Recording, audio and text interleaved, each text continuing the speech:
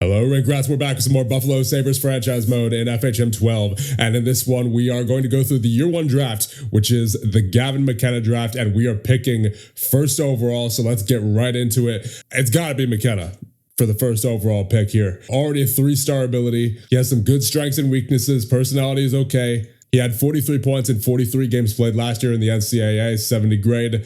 I don't see any reason why we shouldn't be taking him here. So welcome to the Buffalo Sabres, Gavin McKenna. There it is. And it looks like the Islanders are going to be taking Zeke Burns possibly, who is, of course, our player for a channel member. So we'll see who they pick. Yep, it's going to be Zeke Burns to the New York Islanders. And apparently Keaton Verhoff is going next to San Jose. I would like, if possible, to move up to number 3 with our 9th overall pick. I don't think it's going to happen, but it's worth a shot, right? So I think we will use this pick and possibly even that other first round pick from Anaheim to get, oh dear. So they have 2 first round picks. It's probably going to be their own if I had to guess. Let's see. What was their record last year? 24, 51, and 70. Yeah, that's definitely their own pick. So honestly, I think we go our own pick here, which is the 9th overall pick, I believe, and then Anaheim's first round pick as well in exchange for the 3rd overall pick from San Jose. I think that sounds good. Let me just double check where Anaheim's pick is. All right, it looks like Anaheim's pick is at number 26. Yeah, they were pretty good this year, if I'm not mistaken. And obviously, there's going to be some good players available by 26. But you know what? If it's for Keaton Verhoff, who, you know, he's got that 5-star consensus potential, 4-star team scouting as a defenseman, already has the 1.5-star ability, I think it might be worth it. Strengths and weaknesses, great playmaking ability. He's very strong, pretty good stamina. Skating ability is positive, pretty good ability to read the play and has some hockey smarts. The weakest part of his game is his goal scoring ability, and he gets injured a little bit more often than you'd like to see. But for the most part, I'm really liking Keaton Verhoff here. 21 points in 43 games played, 68 grade. Yeah, I mean, I think we got to go for Verhoff as well. That could really speed things up here for the Buffalo Sabres. So our own first round pick, which is at number 9, and then the 26th first round pick from Anaheim in exchange for the 3rd overall pick from San Jose. Will that work?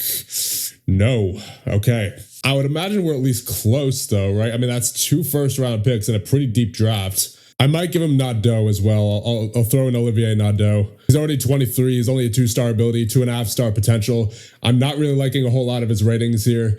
And it just doesn't seem like, yeah, he's not going to really be an effective player. His counterattacking forward rating is 9. Actually, his best rating is screener at 10, but even still, he's already 23. You know, I don't think he's going to get much better. On his strengths and weaknesses, the strongest part of his game is his playmaking ability, but even the best parts of his game are difficult to describe as strengths. But that being said, he is still young. Maybe if given the chance on San Jose, he could do something there. Maybe he needs a change of scenery. We'll see. So we'll include him as part of this deal. And then I think we'll probably throw in a 3rd or 4th. Yeah, let's see what a 4th does.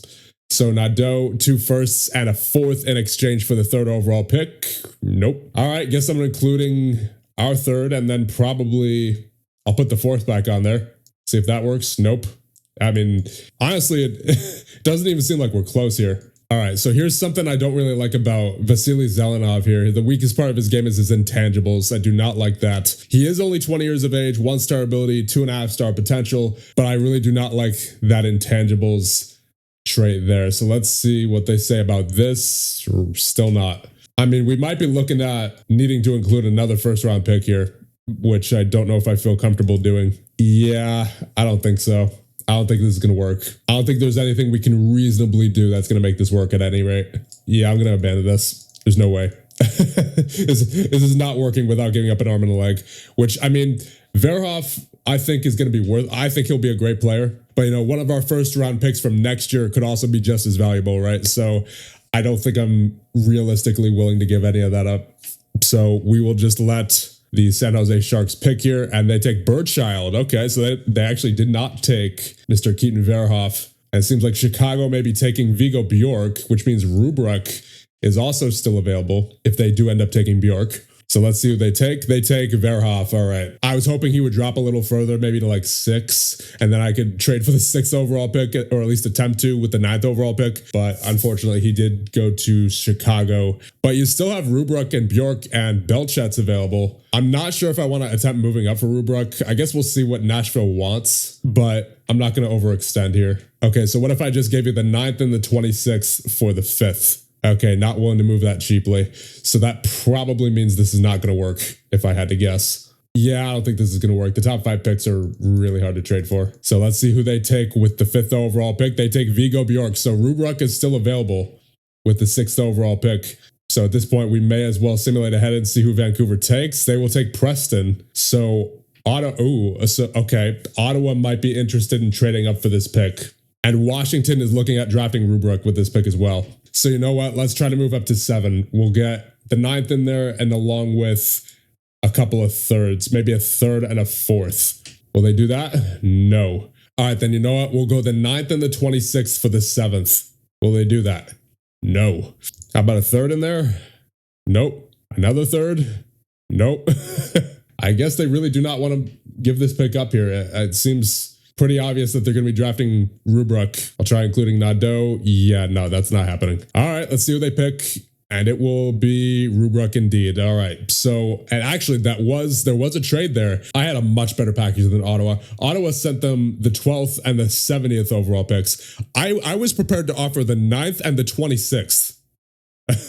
I don't know how that works. I think my offer was much better, but sure.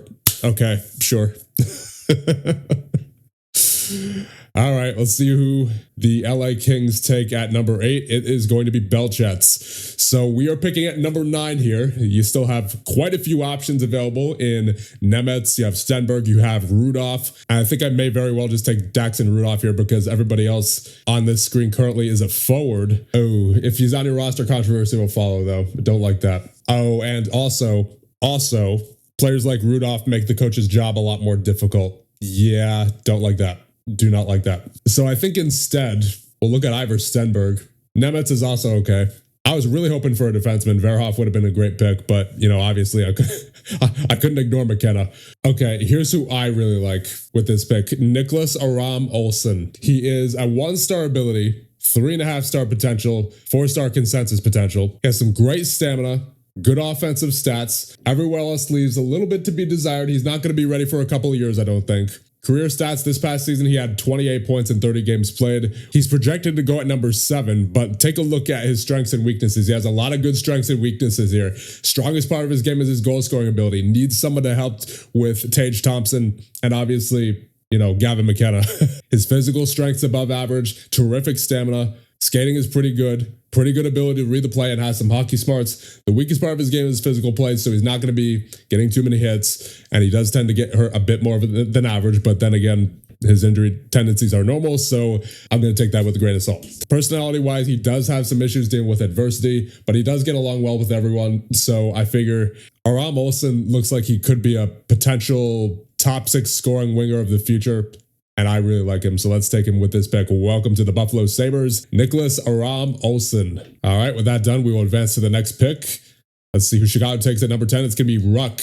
And let's see who Calgary takes at number 11. It is going to be Nemetz, and actually it is Florida who gets the trade. So Florida sends their 1st-round pick for 2027 and a 3rd-round pick for 2027. And then Calgary obviously sent the 11th overall pick, which actually originally belonged to Vegas. And then they take Adam Nemetz with that pick. And okay, so Washington may be willing to trade this pick for the right package. If we make this trade, then we could get Ivor Stenberg with this pick. And that would complete the entire line. You have the left wing in McKenna, you have the right winger in Aram Olsen, and then you'd have the center in Stenberg. So I think I might give this a try and see what Washington wants. They have no real weaknesses, so they're not really looking for anything in particular, it doesn't seem. We'll obviously use Anaheim's first. And it looks like this first was actually originally Ottawa's first. So I'm going to send Nadeau the other way. I think I will also send them the rights to Leinonen. We have a lot of goaltenders here in the system, and he's only a 1/2-star ability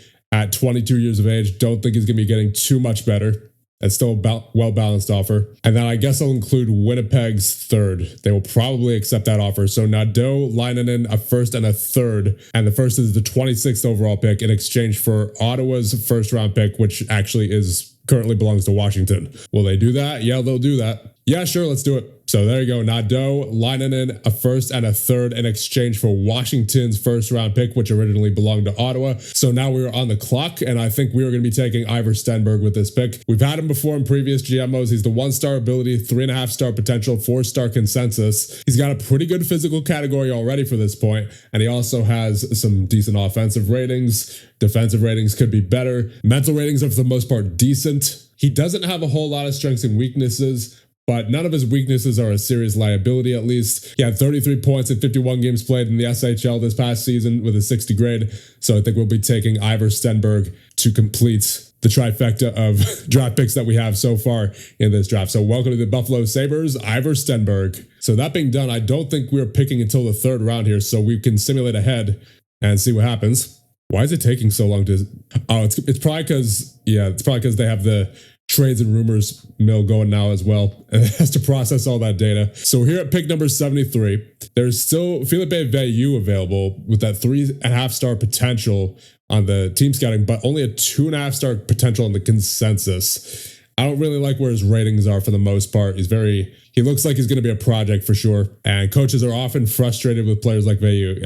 Okay, yep, that's a no-go. Ooh, okay, there's Jordan Gavin at 19 years of age, but he's already a 1.5-star ability. I like the strongest part of his game is skating, decent on-ice vision, and reads the play well most of the time. Skating is pretty good. Weakest part of his game is his physical play, but even the worst aspects of his game are still relatively strong. 57 points in 66 games played last year with Brandon in the WHL. That said, I would like to get a defenseman out of this draft. Unfortunately, most of the good defensemen at this point are 20 years of age. Okay, I mean, there is Axel Ellefson. We had him in the River Rats GM mode. And of course, he did end up being pretty good for us. So I'll keep an eye on him for sure. Yeah, I think I'm going to have to take Jordan Gavin with this pick. Welcome to the Buffalo Sabres, Jordan Gavin. All right, pick 105. And you know what? We've been taking a lot of forwards in this draft. I understand it's a forward-heavy draft, but I really want to get a defenseman in there. So you know what? Axel Ellefson, get in there. Welcome to Buffalo Sabres. All right, pick 126 now. Let's get Tomas Trenko with this pick. He's got the 73 grade in 44 games played last year and is currently with 36 points. Seems like he's going to take a bit of time. He might be 3 or 4 years before he's ready. His passing is at 16 though, so he's got something to work with. Offensive read at 14. Strongest part of his game is his playmaking ability, above average stamina. Weakest part of his game is his physical play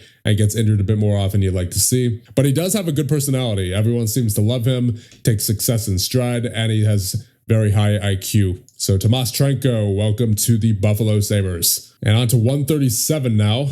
Veilleux is still there. Again, not really surprising considering his trait there that his coaches are often frustrated with him. And unfortunately, there's not too many 18-year-olds left that have a 2.5-star potential or above. And they're all just centers. I think for me, it's got to be Gavin Lesiuk. Strongest part of his game is his skating, pretty good stamina, weakest part of his physical play, and will log a fair amount of time lost to injuries. He is a little prone to controversy, but he will get along well with everyone, and he'll be counted on to avoid dwelling on his failures. Ratings-wise, I mean, he's pretty middle of the road, but that's to be expected for this point in the draft. So we'll be taking Gavin Lesiuk with this pick. Welcome to the Buffalo Sabres. All right, pick 148. Let's get a goalie in here. Let's take Wadströmer. Fraud Wadströmer. Welcome to the Buffalo Sabres. Pick 162 now.